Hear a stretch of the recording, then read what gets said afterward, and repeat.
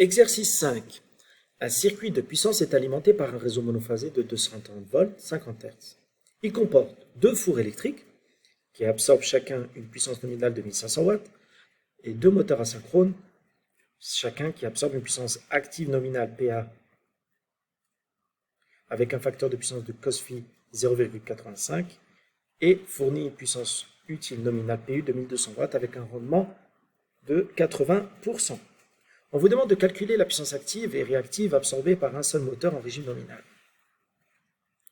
Alors, pour trouver la puissance active, on connaît la puissance utile, on connaît le rendement.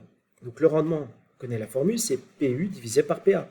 Donc PA va être égal à PU sur rendement, 1200 divisé par, non pas 80%, mais 0,8. Et là, on trouvera PA. Pour trouver l'énergie réactive, on utilise la formule suivante, Q est égal à P fois tangente phi. On connaît PA, on connaît le cosinus, qui est de 0,85.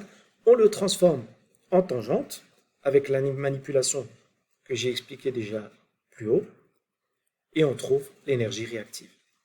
Deuxième question, les deux fours et les deux moteurs fonctionnent simultanément, c'est-à-dire ensemble.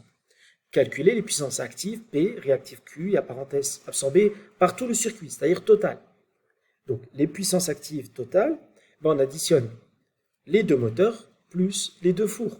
Donc, 1500 fois 2, les deux fours, plus les deux puissances qu'on a calculées, puissance active. Pour l'énergie réactive totale, est-ce que dans le four, il y a une énergie réactive? La réponse est non. Par contre, on a de l'énergie réactive dans le moteur. Donc, on a juste à multiplier l'énergie réactive calculée dans la première question par 2, étant donné qu'on a deux moteurs. Et pour la puissance apparente totale, S total égale à racine carrée de P total au carré plus Q total au carré. Ce sont toujours les mêmes formules qui reviennent.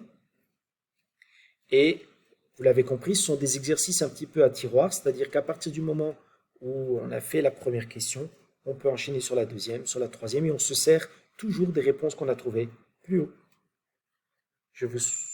Voilà. N'hésitez pas si vous avez d'autres questions.